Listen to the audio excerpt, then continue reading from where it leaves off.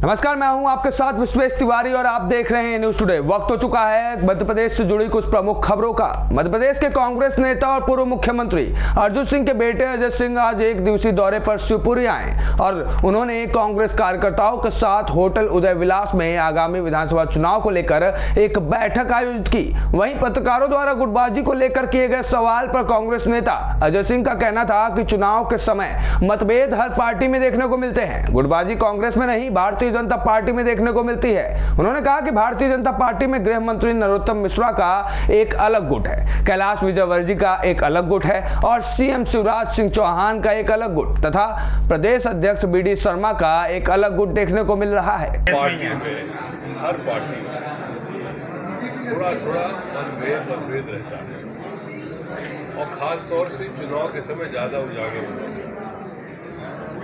लेकिन जो पहले की हालत थी कि लाइन खिंची थी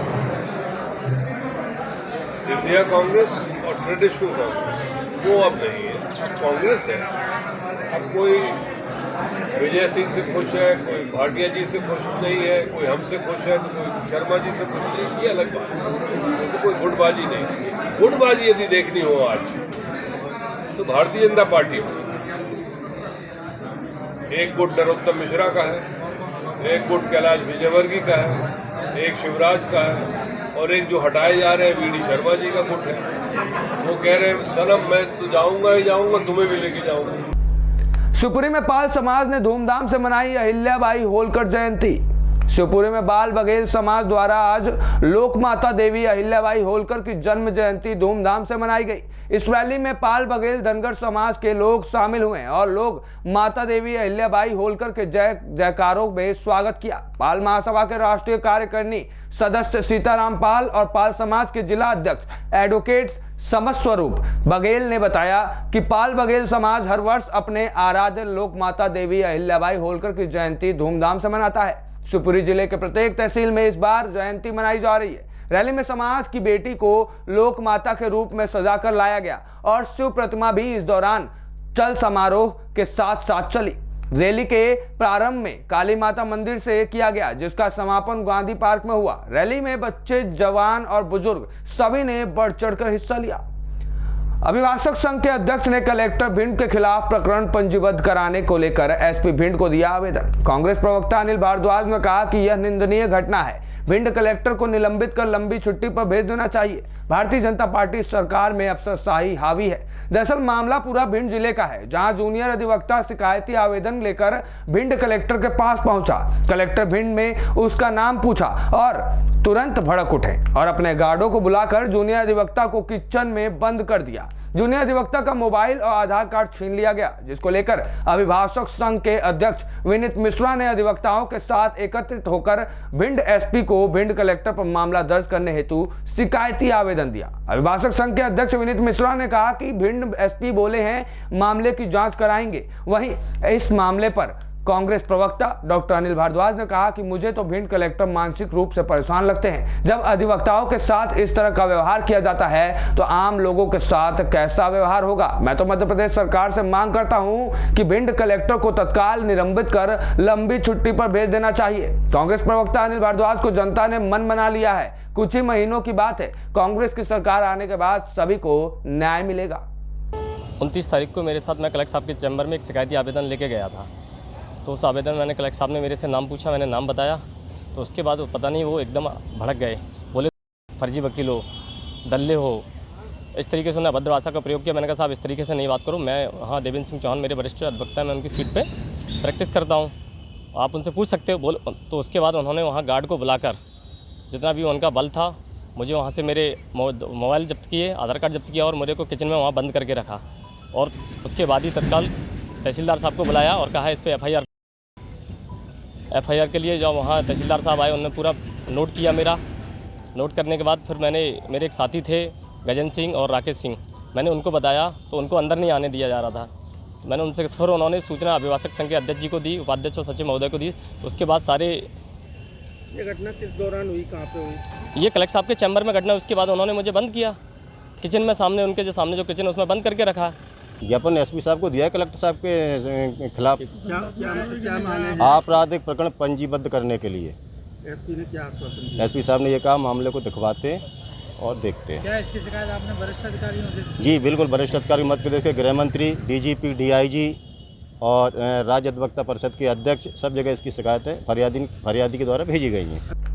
मध्य प्रदेश सरकार की कैबिनेट मंत्री और क्षेत्रीय विधायक यशोधरा राजे सिंधिया आज 1 दिवसीय दौरे पर शिवपुरी आई हैं। यहां उन्होंने थीम रोड के सौंदर्यीकरण का निरीक्षण कर अधिकारियों को कार्य में तेजी लाने और समयबद्ध तरीके से काम पूरा करने के निर्देश दिए। वहीं यशोधरा राजे सिंधिया ने कलेक्ट्रेट में अधिकारियों के साथ एक बैठक आयोजित की।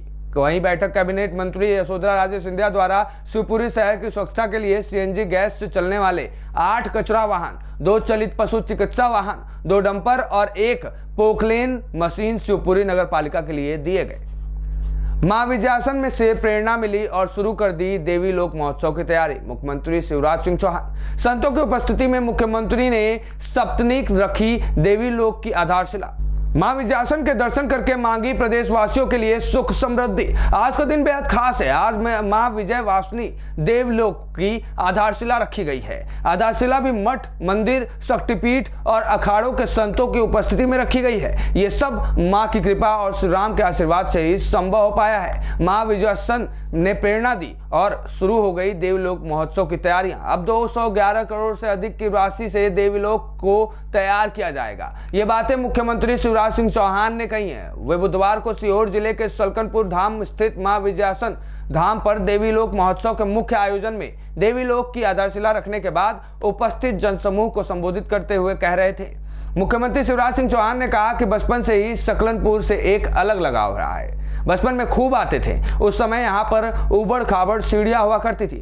तभी से मन में सपना देखा था कि देवी धाम को विश्व स्तर का बनाना है और अब मां विजयासन की प्रेरणा से यह संभव भी हो पाया है। मां ने सलकनपुर यहाँ रक्तबीज का वध किया था मां ने, और विजय के बाद इसी पर्वत पर देवता ने मां को आसन दिया था।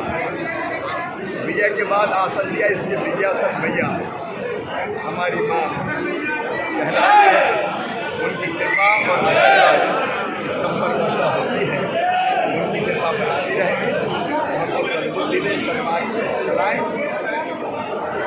इसके लिए प्रेरणा स्थल, श्रद्धा स्थल, भक्ति भाव से जहाँ लाखों लोग आते हैं। जेल में महाकाल लोक का जो निर्माण हुआ है उससे, या काशी में जो काशी का निर्माण हुआ है उससे ना वहाँ रिक्शा वाला खाली है, ना ठेले वाला खाली है, ना होटल वाला खाली है। माने गरीब से गरीब को भी जो रोजगार मिला है उसके कारण ये काम अद्वितीय है, अद्भुत है। देवी लोक का भी निर्माण होगा तो इस क्षेत्र का बड़ा विकास होगा।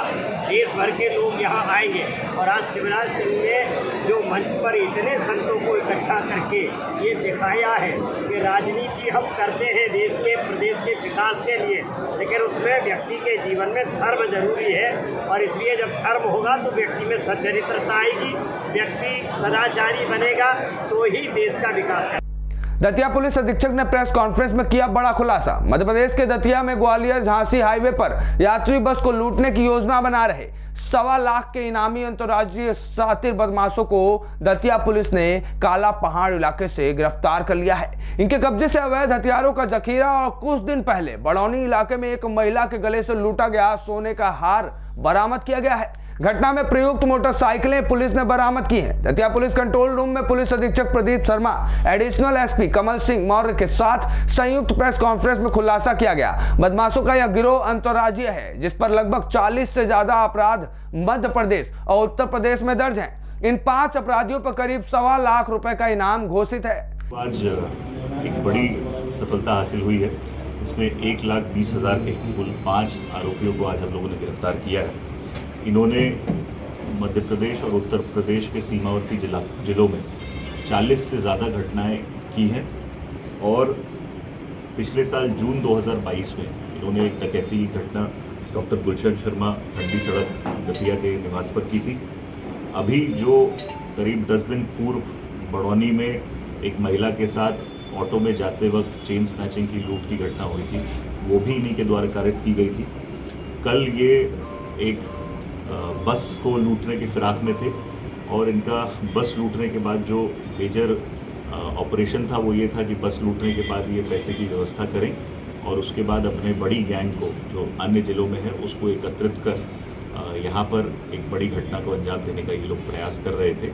कलेक्टर पटले द्वारा ग्राम गुजरखेड़ी और ग्राम जोबनी में ग्रीष्मकालीन ज्वार की फसल और मूंगफली का निरीक्षण किया गया। अंतर्राष्ट्रीय मिलेट्स अन्न वर्ष 2023 में छिंदवाड़ा जिले में मिलेट फसलों के क्षेत्र विस्तार को प्रोत्साहित करने के उद्देश्य से कलेक्टर शीतला पटले द्वारा आज जिले के विकासखंड सौंसर के ग्राम गुजेड़ी खेड़ी के कृषक विंदेश्वर सहस्त्रबदे और ग्राम जोबनी के कृषकों के खेत पर पहुंचकर ग्रीष्मकालीन ज्वार की फसल और मूंगफली का निरीक्षण किया गया। निरीक्षण के दौरान राजस्व अनुविभागीय अधिकारी सौंसर श्रेयांश कुमट, उप संचालक कृषि जितेंद्र कुमार सिंह और डीन उद्यानिकी महाविद्यालय डॉक्टर विजय कुमार पड़ाड़कर के साथ ही मैदानी कृषि व उद्यानिकी अधिकारी और कृषकगण उपस्थित थे।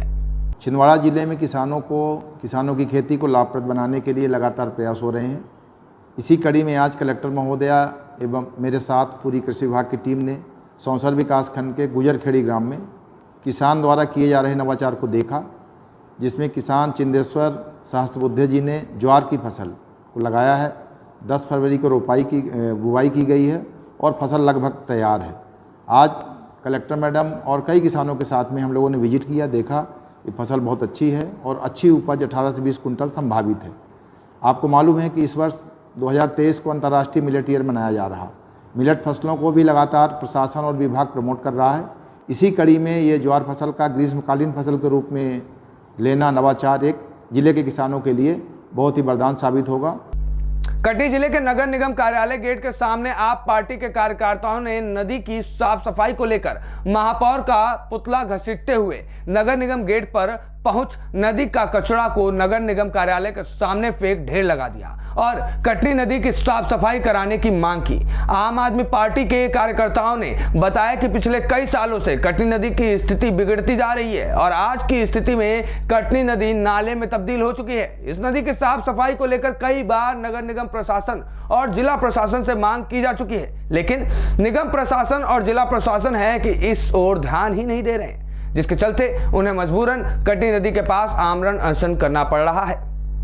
ये जिसको हम अपनी जीवनदायिनी नदी कहते हैं, दुर्भाग्य है कि आज हमको लाके नगर निगम के सामने जो उस पर कचरा भरा हुआ है और यहाँ का निकम्मा नगर निगम प्रशासन केवल 10-5 लेबर लगा के वहाँ सफाई का काम करा रहा है। और ये कचरा अगर इसी तरीके से काम चलेगा तो मुझे नहीं लगता कि 10-20 साल में वो कचरा समाप्त हो जाए। केवल कमीशन खाने के चक्कर में अरबों रुपए नगर निगम का खर्च हो गया, लेकिन नदी आज तक सफाई नहीं की गई।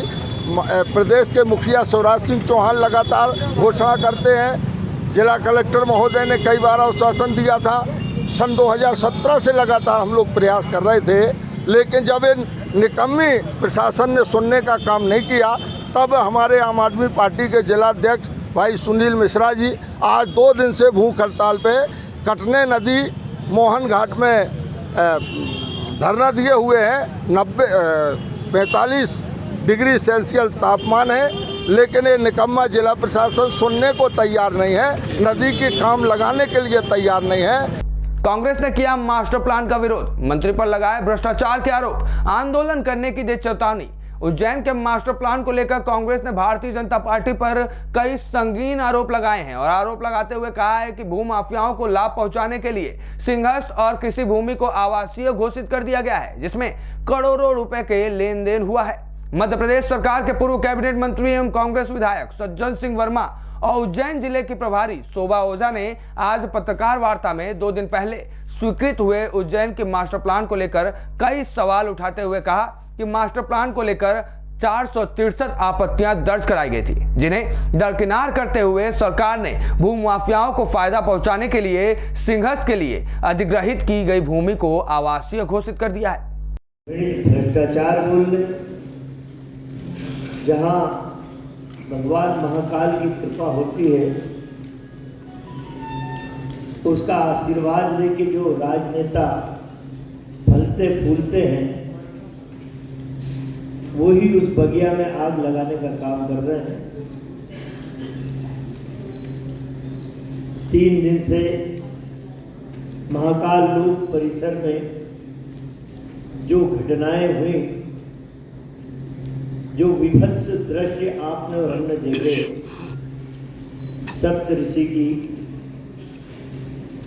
मूर्तियों का जिस तरह एक छोटी सी आंधी ने विखंडन किया है, ये भ्रष्टाचार की एक लंबी कहानी है। मध्य प्रदेश से जुड़ी ऐसी खबरों के लिए जुड़े रहिए ए न्यूज़ टुडे के साथ।